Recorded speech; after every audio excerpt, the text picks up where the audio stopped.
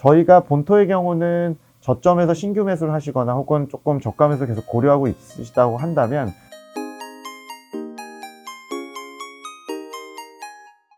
네, 안녕하세요. 하나금 투자 리서치 센터에서 중국 투자 전략을 담당하는 김경환입니다.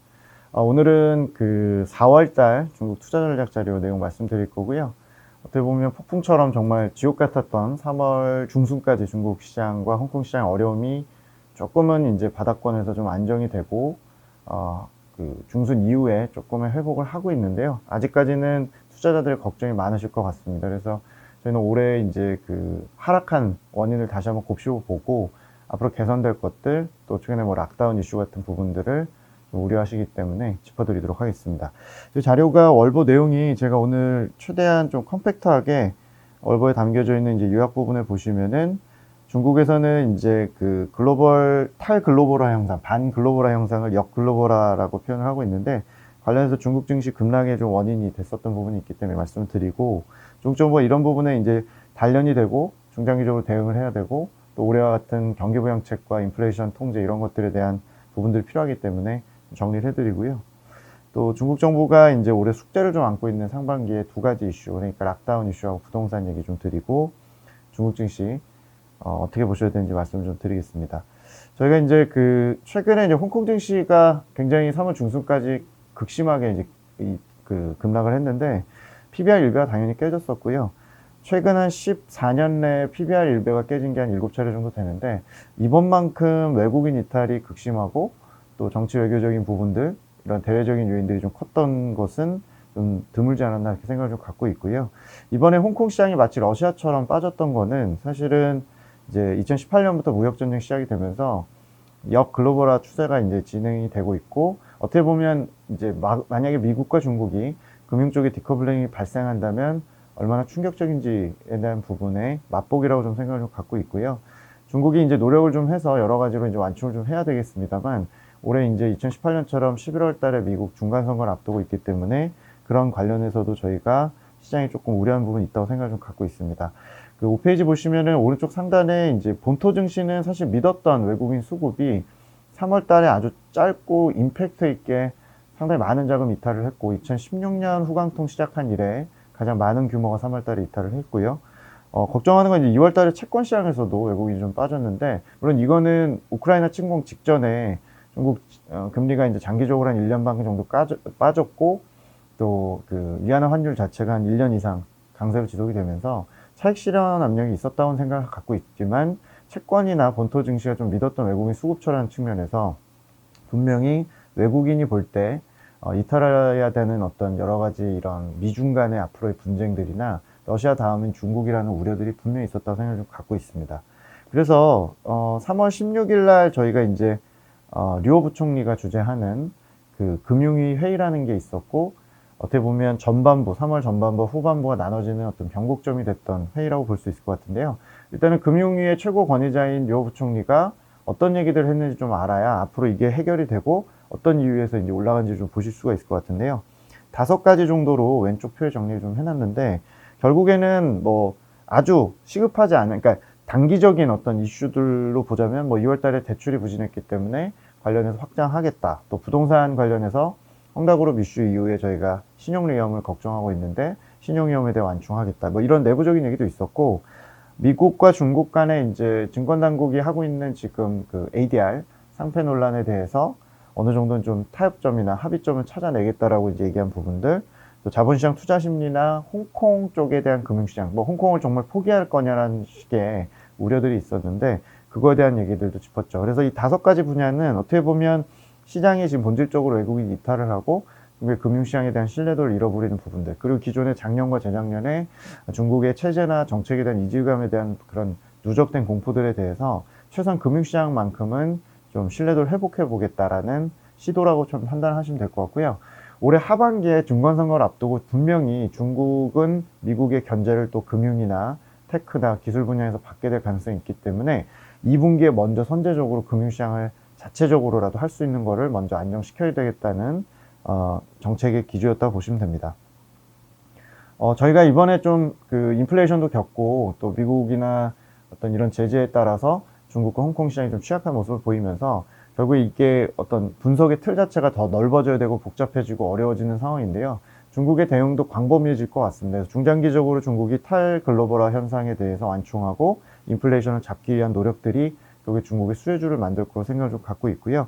그래서 자세한 내용은 표를 보시면서 뒤에 내용들 좀 보시면 될 것 같고, 설명을 좀 드리면 중국이 중장기적으로 대응해야 될 것들 중에서 첫 번째는 본인들이 원래 잘하던 것들을 고도화시켜야 되겠죠. 그래서 신재생 분야나 제조업 쪽에서 이제 주도권을 갖고 있는 분야를 훨씬 더 고도화시키거나 탈탄소화시키겠다는 게 장기적인 전략이고, 중국의 공급망 쪽에서 이제 부담을 갖고 있는 게 제일 큰 게 역시 반도체나 테크 쪽이겠죠. 그래서 반도체나 소부장 쪽의 국산화, 또 에너지 안보, 최근에 이제 계속적으로 시행하고 있는 CBDC, 디지털 위안화 관련된 부분들, 또 내부적으로 공동보유나 1대1로 전략을 좀 고도화시켜야 되고, 외국인이 이런 부분에 신뢰도를 많이 잃었기 때문에 조금은 시기를 좀 늘리더라도 조금 신뢰도를 좀 확보하는 부분들, 특히 작년에 공동보유 관련해서 내수 정책이긴 한데 이게 체제에 대한 어떤 불안감을 줬기 때문에 B2C 기업들을 좀 어느 정도는 완충할 수 있는 조금 세련된 정책으로 좀 전환이 예상이 되고요.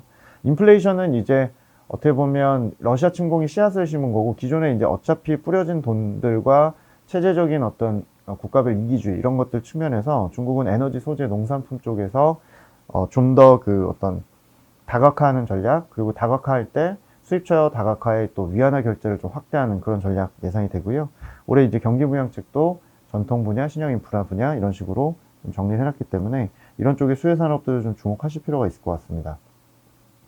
올해 중국이 인플레이션 관련해서 조금 더 숙제도 많아졌다고 생각을 좀 갖고 있는데, 사실은 올해 중국과 미국이 혹시 또 무역전쟁이 재발되는 거 아니냐, 설상가상으로 하반기 이런 것들 우려하실 수 있는데, 일단은 오른쪽 하단에 보시면은 저희가 11월부터 계속 주장했었던 미국의 중국 대상 관세 인하 혹은 배제 조치 이런 것들이 늦었지만 3개월 만에 시행이 됐고요. 어떻게 보면 올해 인플레이션 압력 때문에 미국은 중국을 견제를 하더라도 중간선거 전에 할 수 있는 것들이 무역 쪽이 좀 배제될 수 있는 걸 시사했다는 액션이기 때문에 실제 효과를 또 넘어서는 상징성이 있다라고 보시면 될 것 같고요. 인플레이션 통제 관련해서는 중국도 상당히 올해 완충 여력이 좀 있다. 즉 최근에 친환경 섹터가 좀 어려웠던 이유 중에 하나는 탈탄소 전략을 작년과 조금 반대로 좀 무리해서 하지 않으려는 부분들, 또 상품 가격 완충을 위해서 이 왼쪽 하단의 그림을 보시면 비철이나 철강, 에너지 집약 산업에 대해서 공급을 좀 확대하는 전략을 취하면서 다른 나라들 대비해서 작년에 워낙 타이트했던 공급을 좀 완화하면서 여력이 좀 생길 수 있는 부분도 좀 있기 때문에 올해 하반기에 저희가 중국에 좀 보는 포인트 중에 하나는 중국의 인플레이션 섹터도 올해 2분기에 좋겠습니다만 하반기를 바라봤을 때는 전체 시장 자체가 인플레이션을 좀 통제할 수 있는 여력이 많고 그와 가운데 부양책 여력도 있다는 부분들이 중국의 대응 여력 중에 주목하실 부분이라고 보시면 될 것 같습니다. 선행 지표가 저희가 이제 계속 보여드리는 뭐 유동성 증가율이나 재정 정책 이런 것들이 조금 2월 달에 좀 지표 자체는 주춤한 모습을 보였습니다만 3월 달에 이제 류호 부총리 회의 이후부터 나온 언급들로 이제 저희 감안을 해서 생각을 해보면 대출 지표도 3월에 다시 반등이 재개가 되고 채권 발행이나 이런 걸 통한 인프라 투자 감세 정책 이런 것들도 유효하다. 특히 최근에 텍스컷 같은 것들은 어떻게 보면 리커창 총리 올해 임기 말을 앞두고 가장 효과가 좋다고 본인이 강조를 좀 하고 있고, 올해 쓰겠다는 돈이 GDP 대비 한 2.5조 RMB, 즉 2020년 팬데믹 원년과 거의 유사한 텍스컷을 하겠다는 거기 때문에 규모가 작지 않습니다. 물론 이게 속도가 좀 아쉽습니다. 뭐 투자 섹터 외에 실제 소비 섹터가 좋아지려면 그 감세 효과는 하반기가 좀 돼야 되지 않을까 생각을 좀 갖고 있지만 텍스컷을 좀 최근에 강조하고 있고, 부동산 상황이 최근에 좀 좋지 않기 때문에 5년물 LPR 금리라고 해서 매달 20일 날 고시하는 중국의 정책 금리 보시면 되는데 다음 달 인하를 좀 하지 않을까 저희 예상을 좀 하고 있습니다. 그래서 부동산 시장에 대한 시그널을 좀 강화하는 부분들이 지난 2월이나 3월 대비 조금 달라질 부분이라고 보시면 될 것 같습니다.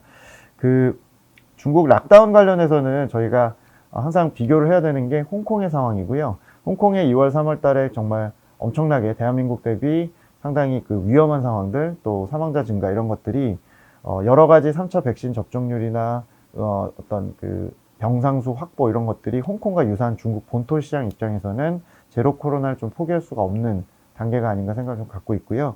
제로 코로나를 좀 유연하게 하겠다, 혹은 작년 한 하반기쯤에 우리나라처럼 방역은 하지만 어느 정도 경기를 더 신경 쓰겠다라는 기조로 전환은 하고 있지만, 최근에 보시면 션전시 락다운 이후에 빠르게 회복을 했습니다만 상하이시가 또 지금 최근에 문제가 돌아가고 있어서 촬영을 지금 현재 하고 있는 이번 주, 즉 4월 5일 식목일 전후로 상하이가 어떻게 이제 더 봉쇄를 8일 만에 연장하는지 안 하는지 좀 주목은 하셔야 될 것 같고요. 홍콩 사례를 가장 걱정하고 있다. 그 얘기는 중국도 부스터샷 접종률이나 고령자 접종률이 낮기 때문에 저희 계산은 최소한 앞으로 한 100일 정도, 3개월에 걸쳐서 최소한 60% 정도의 3차 접종률까지 끌어올리는 시간이 좀 필요하다. 그러면 이 100일 동안 중국 입장에서는 짧고 굵게 좀 유연하게 과거보다는 락다운을 하면서 경기 충격을 완충을 하고 추가 부양책을 하면서 병실 확보나 접종률을 제고하는 것들이 지상 과제라고 보시면 되고요.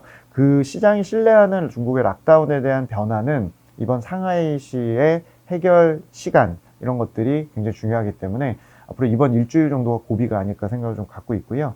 저희는 항상 강조드리지만 중국이 이 락다운 조치를 좀 완화하던 안 하던 실질적으로 업종별 차이는 좀 클 걸로 보는데요. 락다운이 전체적인 경기를 물론 끌어내리고는 있지만 차별화는 굉장히 극심하다. 즉 중국의 생산이나 투자, 건설업의 피해는 작은 편이었다는 게 저희가 확인이 되고 반대로 소비나 서비스업은 화끈한 보상 조치가 필요할 정도로 여전히 좀 어려운 국면이 이어질 것 같다. 정리를 해보자면 올해 중국의 선행지표상 중국의 경기 바닥은 1분기였습니다만 저희 예상보다 조금 더 지연된 2분기의 턴어라운드, 바닥 확인 턴어라운드 예상이 되고요.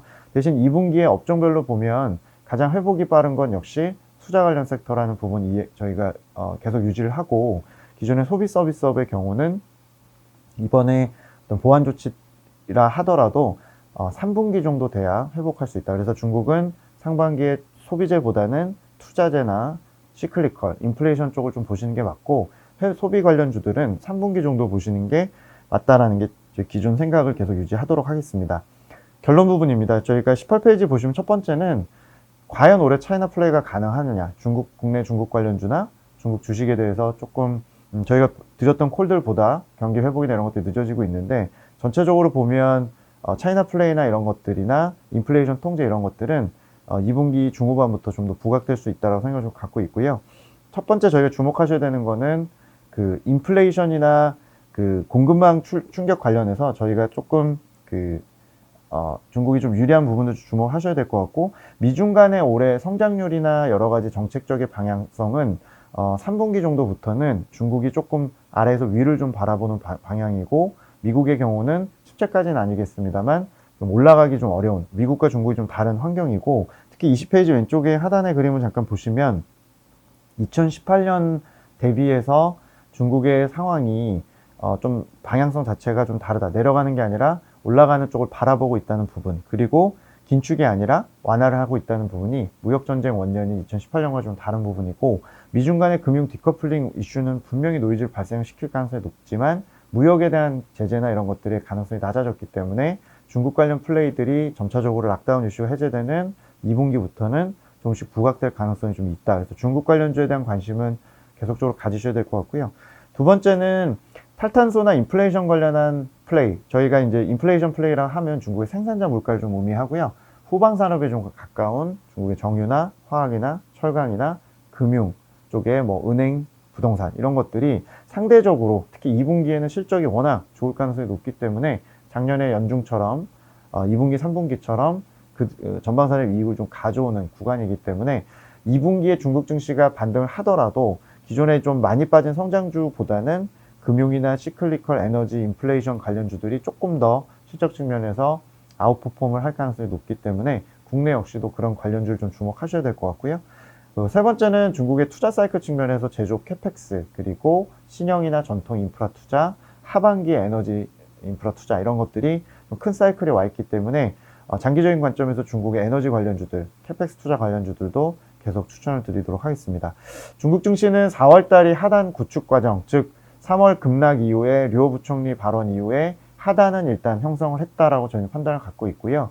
아마도 2분기에는 러시아 이슈와 상관없이 내부적인 이슈에 좀 더 포커싱 된 가능성이 높다고 판단을 좀 갖고 있고 저희는 그 중간선거 앞둔 미국의 제재로 인한 저희 후폭풍이나 충격 외국인 이탈은 2분기보다는 좀 3분기 가능성이 있기 때문에 일단은 지수가 하단을 구축하는 과정에서 조금 더 지수를 하단을 올리면서 반등 시도가 있을 걸로 저희는 생각을 좀 갖고 있습니다. 즉 저희가 사실 1, 2월 달에 중국 비중 확대 의견을 드리면서 4분기가 중국의 정책 바닥, 1분기가 중국의 투자 심리와 증시 바닥, 펀더멘탈이 2분기 실적과 함께 바닥 이런 식으로 이제 말씀드렸는데 조금 후행하는 부분들이 생겼다고 보시면 될 것 같고요. 하지만 이 방향성 측면에서 외국인 자금이 이제 조금씩 회복을 하고 로컬 자금들이 좀 진정이 되면서 회복될 수 있는 부분의 이제 어떤 방향성은 크게 바뀌지 않았다. 홍콩 증시의 경우는 저희가 조금 2분기의 반등 자체가 본토보다 일부 탄력적일 수는 있다. 그러니까 변동성은 좀 크겠습니다만 좀 호재도 좀 민감할 가능성이 있다라고 판단을 갖고 있고, 홍콩의 경우는 자체적인 악재 두 가지가 좀 있었습니다. 2, 3월 달에 홍콩 자체가 이제 확진자 폭증과 사망률이 높아서 락다운 이슈가 있다는 부분 하나가 먼저 해결이 됐고, 부동산 이슈가 조금 있었는데 부동산의 경우 최근에 주도주 역할을 3월 이후에 할 정도로 투자 심리가 많이 개선이 되고 있습니다. 업황은 안 좋지만 주식에 대한 어떤 매수세는 강해지고 있는데요. 크레딧 위험, 즉 신용 위험이 낮아져서 그렇습니다. 그래서 이런 부분 두 가지가 좀 해소가 되고 있다는 부분에서는 홍콩 시장 역시도 항생 H나 항생 테크 이런 것들이 하단에서 조금 회복은 됐다. 대신 알고 계시는 대로 서비스업 비중이 70%인 홍콩의 경우는 최근에 락다운 이슈에서 시가총액 구성이 높은 소비 서비스업이 진정한 실적의 바닥 확인 자체가 약간의 좀 지연된 요인들이 좀 있기 때문에 2분기의 V자보다는 하단을 좀 높이면서 완만하게 U자 형태로 반등 시도가 있을 걸로 생각을 좀 갖고 있고요. 저희가 본토의 경우는 저점에서 신규 매수를 하시거나 혹은 조금 저가 매수 계속 고려하고 있으시다고 한다면 본토는 CSI 500이 시클리컬이나 인프라 관련 주들이 좀 많기 때문에 CSI 500이 좀 더 같은 지수 하단이라도 좀 가성비가 좋다라고 생각을 좀 갖고 있고요. 상해 과창판 장기적으로 계속 추천드립니다. 그리고 홍콩의 경우는 큰 차이는 없는데 기본적으로 저희가 금융이나 에너지, 인플레이션이 워낙 4월 달에 실적 시즌과 함께 업사이드가 좀 크기 때문에 걔네들의 좀 비중이 높은 항생이나 항생 H가 좋다는 생각이지만, 혹시 기존에 항생 테크 때문에 손해를 보셨거나 올해 신규로 이제 들어간 다음에 지지부진할 경우에 보신다고 가정을 한다면 여전히 좀 홀드, 보유하는 관점에 대한 시각은 계속 유효하다라고 생각을 좀 갖고 있습니다. 정리를 해보자면 저희 기본적으로 저희가 기존에 봤던 선행지표 개선이나 펀더멘털 개선 이런 것들이 큰 문제는 없는데, 워낙 3월 달에 미중 간의 어떤 금융 디커플링에 대한 공포나 극심한 외국인 이탈이 결국에 러시아 제재와 좀 관련이 있었고, 이제 러시아 제재 이슈에서 올해 이제 4월부터 내부적인 이슈로 조금 더 포커싱이 되고, 내부적인 포커싱 이슈 중에서 락다운하고 부동산 이슈 관련해서는 락다운에 대한 충격은 4월을 좀 고비로 점진적으로 소비 서비스를 제외한 나머지 산업은 회복이 될 수 있기 때문에 시장 반등을 치명적으로 제약하지는 않을 거로 생각을 좀 갖고 있고요. 이런 관점에서 보면 기존에 이제 홀드하는 관점으로 중국 증시와 홍콩 증시를 좀 보시면서 계속적으로 저희가 위클리로 업데이트 되는 내용들을 좀 보실 필요가 있고, 신중한 낙관을 좀 하셔도 이제는 되지 않을까 생각을 좀 갖고 있습니다. 오늘 여기까지 좀 말씀드리고요. 다음에 또 찾아뵙도록 하겠습니다. 감사합니다.